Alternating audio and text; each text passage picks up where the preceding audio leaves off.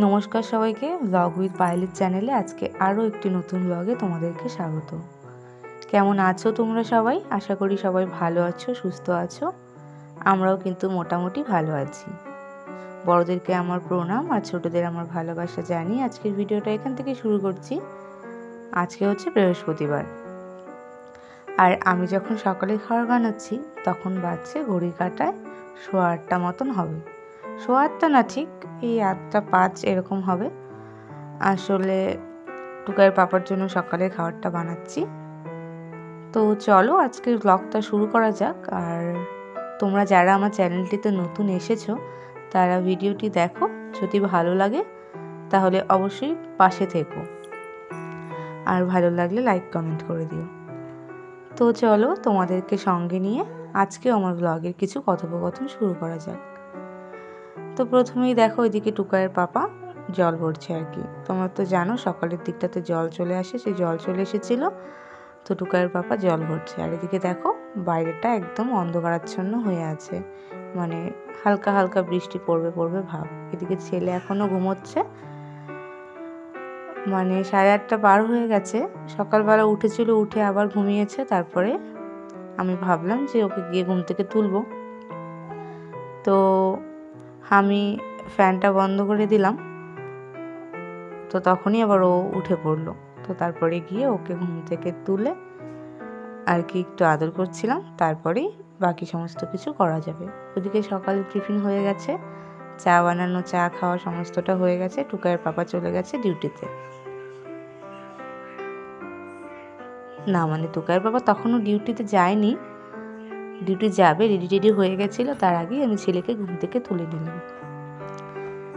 সকালে সমস্ত কাজ হয়ে গেছে, তারপর গিয়ে ছেলে উঠলো। ব্যাস, কত সুন্দর। সকালে কাজও হয়ে গেছে, এদিকে ছেলের ঘুমও হয়ে গেছে। দেখো ছেলে কিন্তু ঘুম থেকে উঠে খুব খুশি, কারণ ও ঘুম থেকে উঠেই আমাকে দেখতে পেয়েছিল। তারপর ওকে সকালে টিফিন করিয়ে নিয়ে ওকে ফ্রেশ করিয়ে দিয়েছিলাম। তারপরে চলে এসেছিলাম ঘরের কাজকর্ম করতে। ঘরের কাজকর্ম বলতে সকালে ঝাড়ু টাড়ু সমস্ত দিয়ে নিয়েছি, এখন বিছানা তোলাটা বাকি।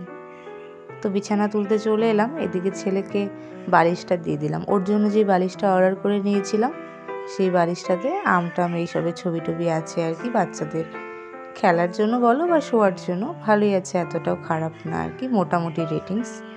তো খেলনা বালিশটা ওকে দিয়ে দিলাম। তারপর আমি আমাদের নিজের বালিশগুলো গোছাতে শুরু করলাম। আর এই যে আমার বিছানা, এটা তো খিচুড়ি অবস্থায় হয়ে থাকবে, সেটা তো তোমাদের জানা কথাই, তাই না? আমি মানে যতটাই গুছিয়ে রাখি না কেন, রাত্রিবেলার দিকটাতে ওই বাবু সারাটা বিছানায় এমনভাবে ঘুরতে থাকে সন্ধ্যার থেকে, বিছানা কিন্তু একদম খিচুড়ি অবস্থা হয়ে যায়। আর দেখো ছেলে বালিশটা নিয়ে আমাকে দেওয়ার জন্য জেদ করছে, মানে ওই বালিশটাতে যে ছবি টবিগুলো আছে ওগুলো ওকে দেখিয়ে আমি তো বলি যে কোনটা কী দেখাও বলে, তো সেই জন্য ও আমাকে দেওয়ার জন্য আর কি চেষ্টা করছিল। তো আমি সেটাকে পাত্তা না দিয়েই নিজের কাজকর্মগুলো করে নিচ্ছি, কারণ আর একটু পরে ওকে নিয়ে বসা যাবে, আগে কাজগুলো একটু করে নেওয়া যায়। এতক্ষণ তো নিয়েছিলাম, এখন আবার একটু কাজগুলো সেরে নিই, তারপর গিয়ে ওকে নিয়ে আবার ওর সঙ্গে টাইম কাটানো যাবে। তো আর কি না পেরে বসে পড়লাম আর একটু দেখানোর জন্য, দেখিয়ে টেকিয়ে নিয়ে তারপর আবার সমস্ত কাজকর্ম করা যাবে। তো ও যে মাঝে মাঝে কি বলতে চায় আসলে বুঝতে পারি না। দেখো কোলে ওঠার জন্য কেমন করছে, আদর খাওয়ার জন্য দেখো আদর খাচ্ছে। তো এইভাবেই কিন্তু সারাটা দিন কাটতে থাকে। ওকে সামলানো বলো, সংসারে কাজকর্ম বলো, সবটাই ম্যানেজ করে করি আর কি। তো ও যখন কোলে ওঠার জন্য হাত বাড়িয়ে ম্যাঁ এরকম করতে থাকে, এতটা ভালো লাগে। আর আমি যে কখনো রাগ হই না এটা কিন্তু ভুল, কোনো সময় এত কাঁদতে থাকে তখন একদম রাগ হয়ে যায়।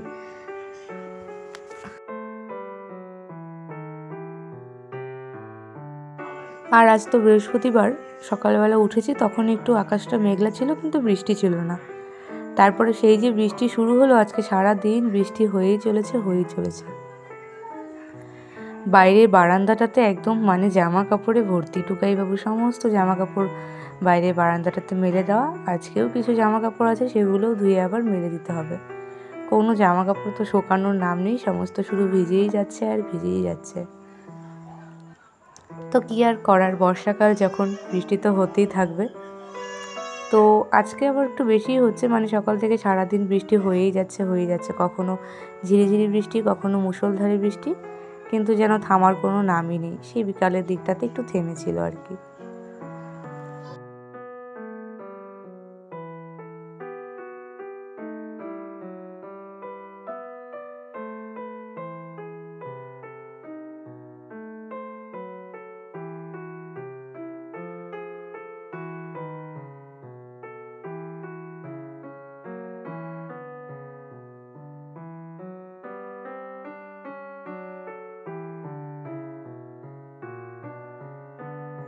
আর আমি বিছানাপত্রগুলো করে নিলাম। এদিকে টুকাইবাবু দেখো কোলে ওঠার জন্য জেদ করছিল। তারপর ওকে একটু কোলে নিয়ে শান্ত করিয়ে রেখে তারপরে চলে এসেছি ঘর দুয়ারে জিনিসপত্র কুড়োতে।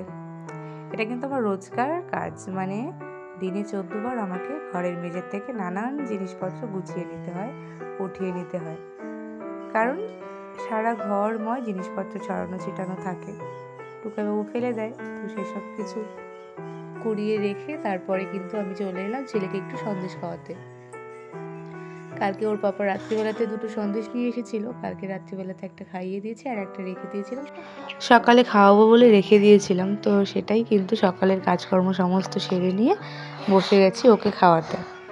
তো ওকে খাইয়ে টাইয়ে নিয়ে তারপর আবার বাকি সমস্ত কাজকর্ম, রান্নাবান্না সেসব কিছু হবে। আসলে সকালের এক ধাপ কাজকর্ম করে নিয়ে তারপর ওকে একটু রেখে তারপরে সকালে রান্নাবান্নাটা করে নিই। আর এখনও যেহেতু ঠাকুর বসানো হয়নি, সেই জন্য কিন্তু পুজো দিতে পারি না। আর বাইরেটাতে শিব ঠাকুর বসিয়েছি একটা, মানে পাথরকেই শিব মেনে বসিয়েছি। আর এক তুলসী চারা লাগিয়েছি। তো তুলসী চারাতে জল দিই আর শিবের মাথায় জল ঢালি রোজ স্নান করার পর। তো পুজো দেওয়া সেরকম হয় না, তুলসী গাছে জল ঢালা আর শিবের মাথায় জল ঢালাটা কিন্তু ঠিকই হয়। আর দেখো এখন যেহেতু শ্রাবণ মাস, তো তাই জন্য কিন্তু শিব ঠাকুরটাও বসিয়ে নিয়েছি আর কি।